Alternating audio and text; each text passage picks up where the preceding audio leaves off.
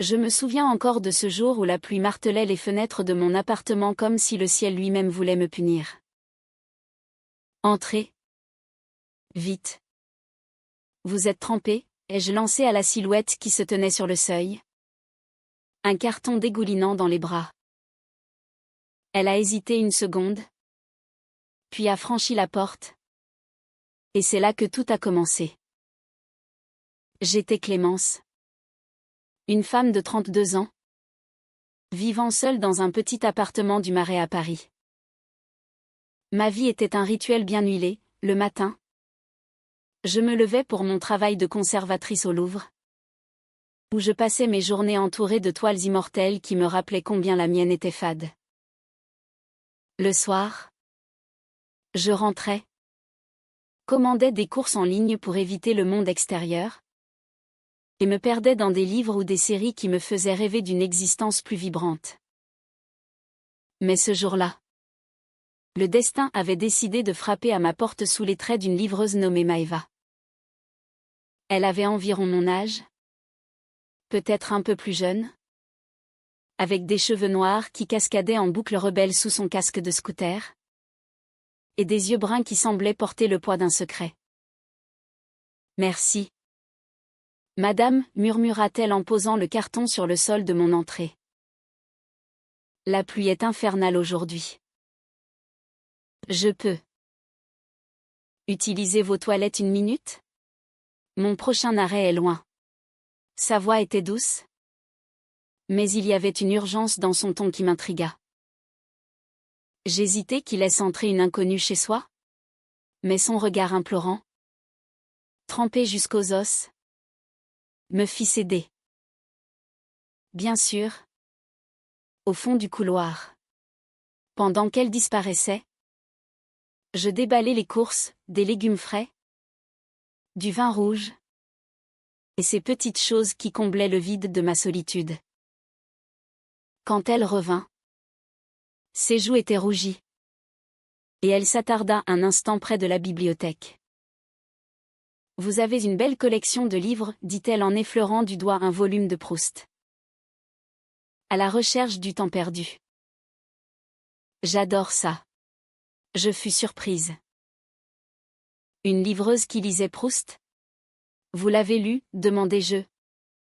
Curieuse. Elle sourit. Un sourire timide qui illumina son visage fatigué.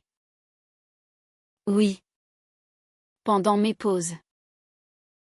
La vie est trop courte pour ne pas chercher le temps perdu. Non. Nous parlâmes ainsi pendant 10 minutes, qui se transformèrent en 1 heure.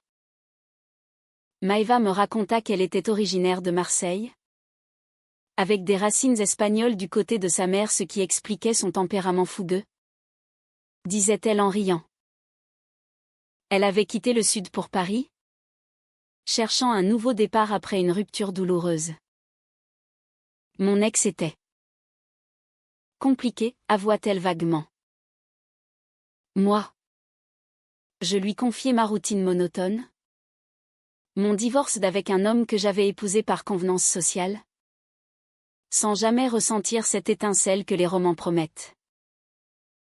On se marie parce que c'est ce qu'on attend de nous, dis-je amèrement. Et puis on se réveille un jour en se demandant où est passée notre vraie vie.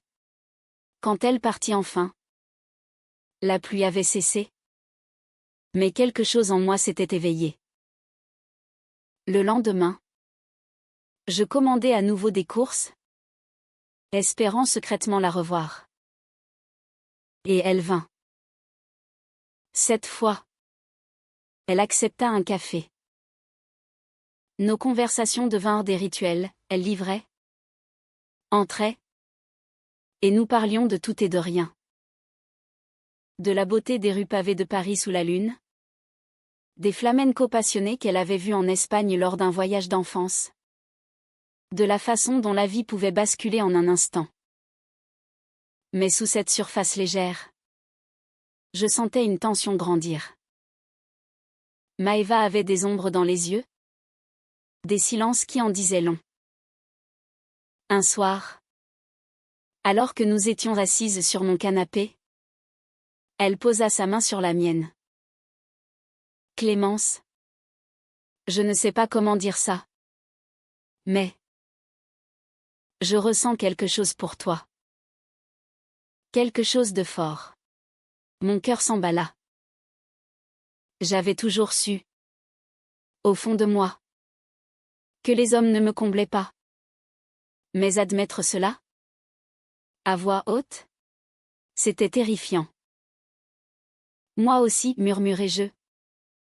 Et nos lèvres se frôlèrent pour la première fois. Un baiser timide mais chargé d'électricité. Pourtant, dès ce moment, les doutes s'insinuèrent. Ma famille, conservatrice et catholique, n'accepterait jamais. Et Maëva? Elle semblait cacher quelque chose. Un appel téléphonique interrompu. Un regard fuyant quand je posais des questions sur son passé. C'est rien, disait-elle. Mais je sentais le mensonge. Les semaines suivantes furent un tourbillon d'émotions. Nous nous voyions en cachette, des promenades le long de la Seine au crépuscule. Des dîners improvisés dans mon appartement. Des rires étouffés sous les couvertures. Maëva m'apprit à danser le tango, c'est dans mon sang espagnol, riait-elle et dans ses mouvements passionnés. Je me sentais vivante pour la première fois. Mais la réalité nous rattrapait. Mon travail au Louvre exigeait une façade impeccable, le sien? Précaire. La forçait à des horaires fous. Un jour, lors d'une dispute anodine sur nos emplois du temps, elle lâcha, je ne peux pas tout te dire? Clémence. Pas encore. Cela me blessa profondément. Qu'est-ce que tu caches? Une autre femme? Un mari, criai-je. Elle secoua la tête. Les larmes aux yeux. Non. C'est plus compliqué. Donne-moi du temps.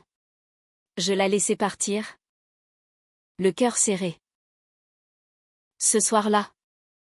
Seule. Je fouillais dans mes souvenirs. Pourquoi cette attirance si soudaine? Était-ce l'amour? Ou juste la peur de la solitude? Et elle, avec ses racines espagnoles, apportait ce feu dramatique à ma vie ordonnée? Mais à quel prix? Les jours suivants furent un mélange de joie et de tourment. Maëva revenait, plus passionnée que jamais, comme si nos disputes n'avaient été que des orages passagers.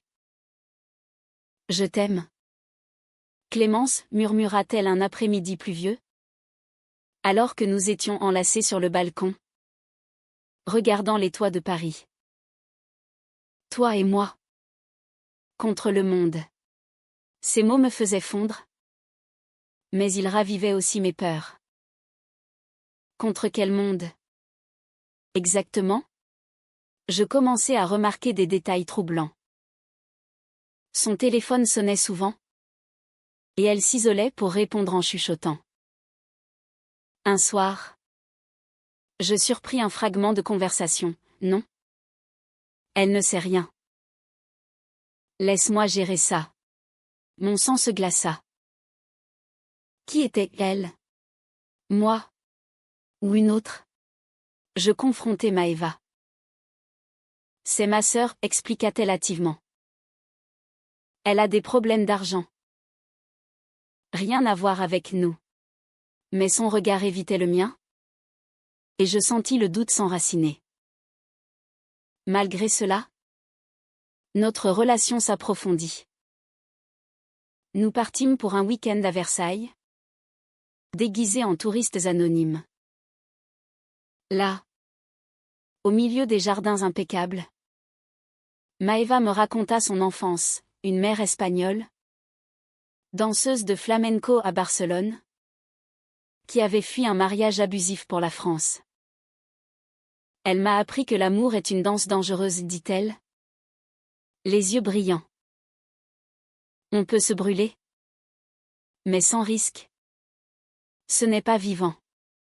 Je l'embrassai sous les fontaines, sentant pour la première fois une connexion profonde, au-delà de l'attirance physique. Pourtant, de retour à Paris, la réalité frappa. Ma meilleure amie, Sophie, découvrit notre secret par accident. Elle nous surprit en train de nous embrasser dans un café discret. « Clémence, qu'est-ce que tu fais » s'exclama-t-elle. Choquée. Sophie, mariée et mère de famille, représentait tout ce que j'avais fui. « C'est contre nature » murmura-t-elle plus tard. Chez moi. Pense à ta réputation, à ta famille. Ces mots me transpercèrent. Était-ce contre nature? Ou juste contre les normes que la société imposait? Je confiai mes doutes à Maëva. Peut-être qu'on devrait arrêter, dis-je. Les larmes coulant. Elle me serra fort. Non. Mi amor, c'est comme ça qu'on dit en espagnol. On se bat pour ça. Son accent méridional, teinté d'espagnol, me réconfortait. Mais les conflits intérieurs grandissaient. Ma famille, à Lyon, m'appelait souvent, quand vas-tu te remarier? Clémence? Tu mérites une vie stable. Stable? Avec un homme que je n'aimerais pas? Puis vint le premier vrai choc. Un soir, Maëva arriva en larmes. J'ai perdu mon boulot, sanglota-t-elle. Le patron m'a viré parce que je suis arrivée en retard à cause d'eux. Nous. La culpabilité m'envahit. Était-ce ma faute? Je l'aidais financièrement. En secret. Mais cela créa une dépendance qui me mettait mal à l'aise. Je te rembourserai, promit-elle. Mais les appels mystérieux continuaient. Un jour, je décidai de fouiller. Pendant qu'elle dormait, je regardais son téléphone. Un message d'une certaine Lola, quand vas-tu lui dire la vérité? Je ne peux plus attendre. Mon monde s'effondra. Qui était Lola? Une amante? Je la réveillai brutalement. C'est qui? Lola, hurlai-je. Maëva blêmit. C'est ma fille, avoua-t-elle enfin. La voix brisée. Sa fille? Elle avait une enfant de 5 ans. Cachée à Marseille. Fruit d'une relation hétérosexuelle passée. J'avais peur que tu me rejettes, expliqua-t-elle. Je suis venue à Paris pour recommencer. Mais Lola est avec ma sœur. Je lui envoie de l'argent. La trahison me frappa comme un coup de poignard. Tu m'as menti depuis le début, criai-je. Elle pleura. Suppliante, je t'aime. Clémence. C'était pour nous protéger. Je la chassai ce soir-là. Le cœur en miettes. Seule. Je repensais à tout, l'amour naissant. Les mensonges. La profondeur de ses yeux. Était-ce de la manipulation? Ou juste la peur d'une mère? Les nuits suivantes furent un enfer de questions sans réponse. Pourtant, une partie de moi comprenait. En France, être une mère lesbienne n'était pas simple, les jugements, les lois sur la garde. Mais la douleur était trop vive. Les semaines qui suivirent furent un vide abyssal. Je bloquai le numéro de Maëva. Éviter les rues où elle pourrait livrer. Et me plonger dans mon travail au Louvre. Les tableaux de Delacroix, avec leur passion tourmentée, me rappelaient trop notre histoire, un amour fou, teinté de drame espagnol, qui finissait en chaos. Mais la nuit, je rêvais d'elle, de ses baisers, de sa voix murmurant des mots d'amour. Sophie, sentant mon désarroi, insista pour que je sorte. Oublie cette folie, disait-elle. Trouve un homme bien. Ces mots me mettaient en rage. Était-ce si fou d'aimer une femme? En France, le mariage pour tous existait depuis des années. Mais les mentalités traînaient. Ma propre famille, pieuse, me verrait comme une pécheresse. Puis, un appel anonyme changea tout. Clémence. C'est Lola, dit une petite voix enfantine. Maman pleure tout le temps. Elle dit que c'est à cause de toi. Mon cœur se serra. Comment avait-elle eu mon numéro? Maëva. Sans doute. Je raccrochai. Tremblante. Mais cela raviva tout. Je décidai de confronter Maëva. Je la trouvai dans un café de Belleville, où elle avait trouvé un job de serveuse.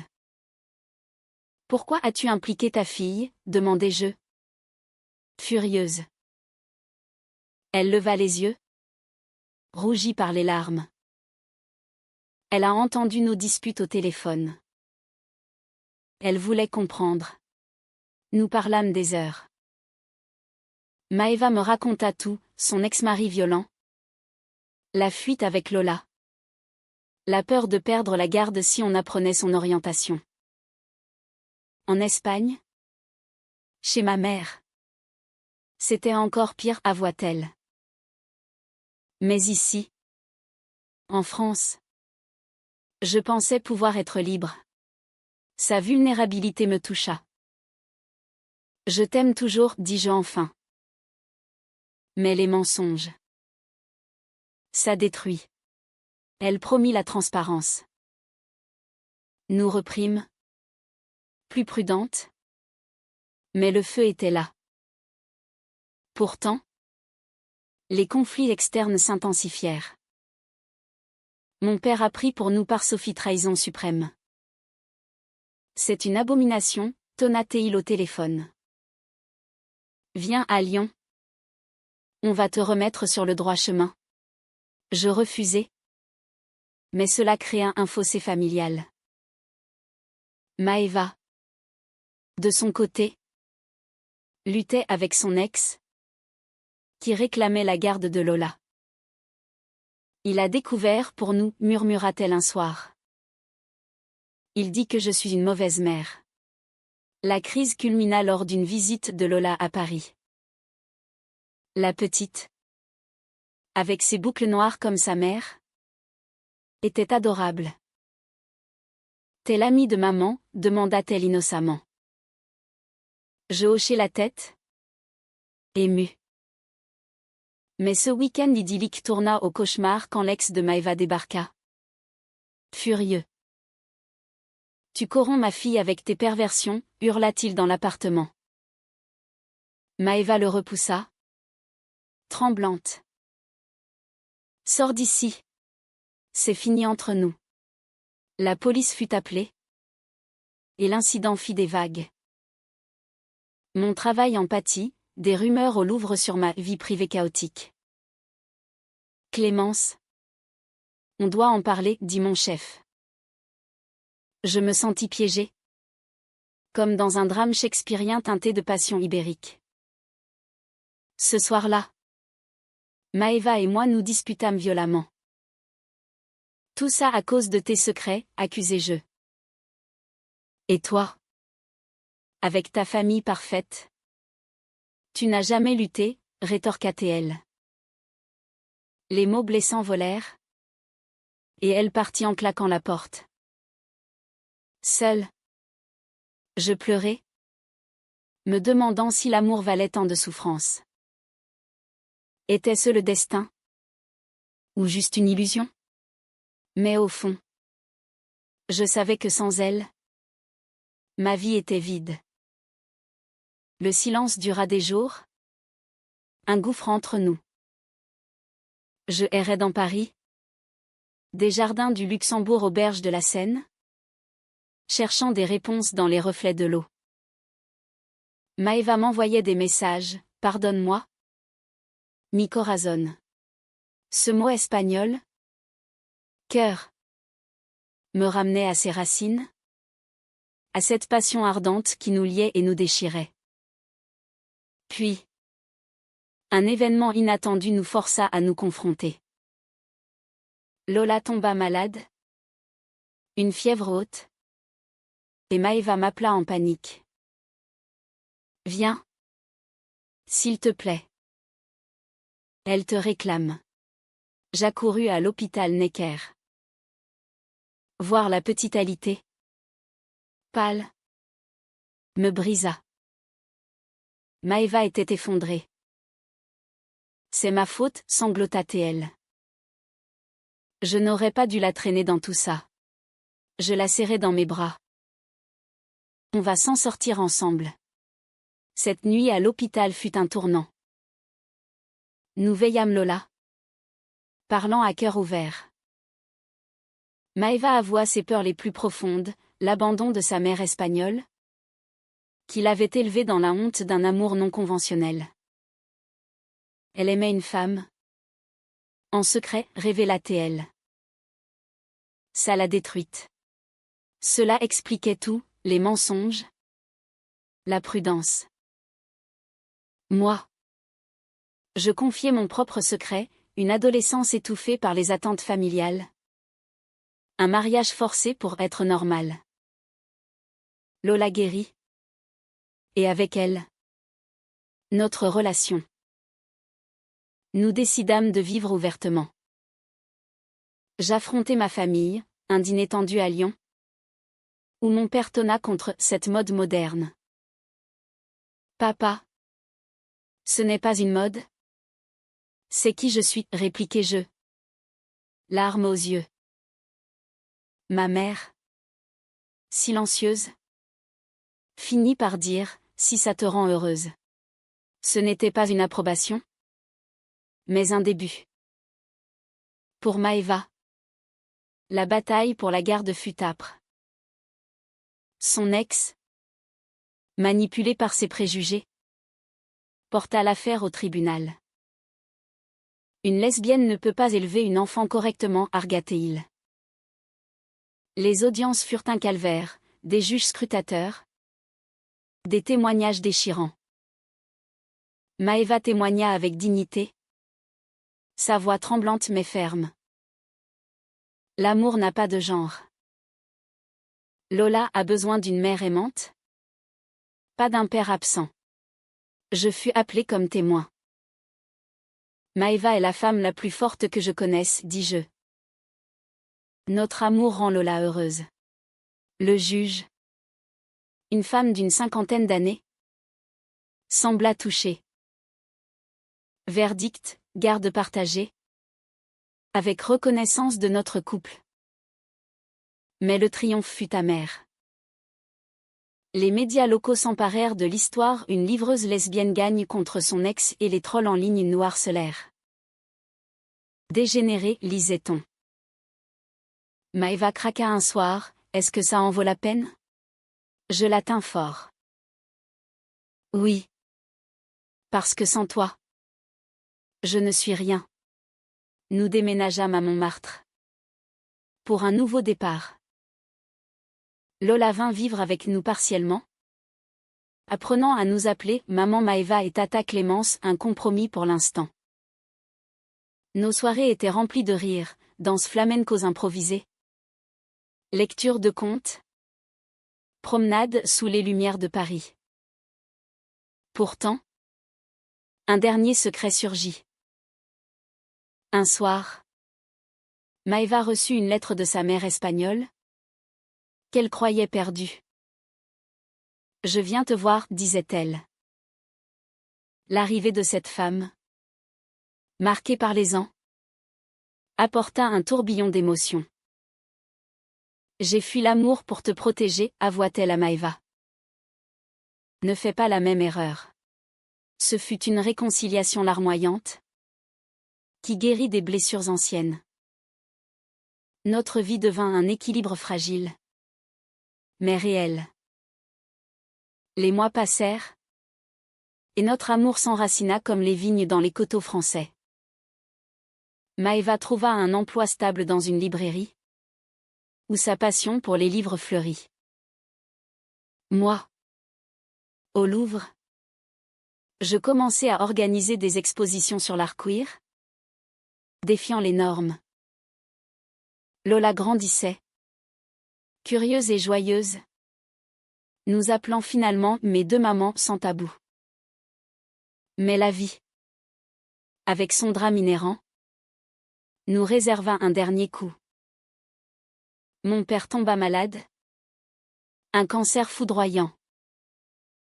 À son chevet à Lyon, il murmura, « Je t'ai jugé trop durement. Ma fille. L'amour. C'est l'amour. » Ces mots, prononcés dans un souffle, scellèrent une paix familiale. Maëva était là, tenant ma main. Son soutien silencieux plus fort que n'importe quel discours. De retour à Paris, nous décidâmes de nous marier. Une cérémonie intime à la mairie, avec Sophie réconciliée comme témoin, et Lola portant les alliances. Je te promets une vie de passion et de vérité, murmura Maëva, ses yeux bruns brillants. Et moi? De t'aimer sans peur, répondis-je. Pourtant, le chemin n'était pas sans ombre. Les jugements sociétaux persistaient, regards en coin dans la rue, commentaires murmurés. Mais nous les affrontions ensemble, avec ce feu espagnol que Maëva portait en elle. La vie est une danse, disait-elle souvent, nous faisant tournoyer dans le salon au son d'une guitare flamenco. Un soir d'été, sur les bords de la Seine, je repensais à ce premier jour pluvieux. Une livraison anodine avait ouvert la porte à un amour profond, semé de conflits, de trahisons perçues, de secrets révélés. Cela avait été douloureux, provoquant rage et empathie en moi et sans doute chez ceux qui entendaient notre histoire. Mais au final, c'était humain. L'amour, surtout quand il défie les normes, exige des sacrifices, des décisions déchirantes. Nous avions choisi de nous battre, et cela nous avait rendues plus fortes. Aujourd'hui, avec Maëva à mes côtés, Lola riant dans nos bras, je sais que le tourment en valait la peine. Paris, avec ses lumières éternelles, nous enveloppe comme un manteau protecteur. Et si le destin frappe à nouveau, nous danserons avec lui.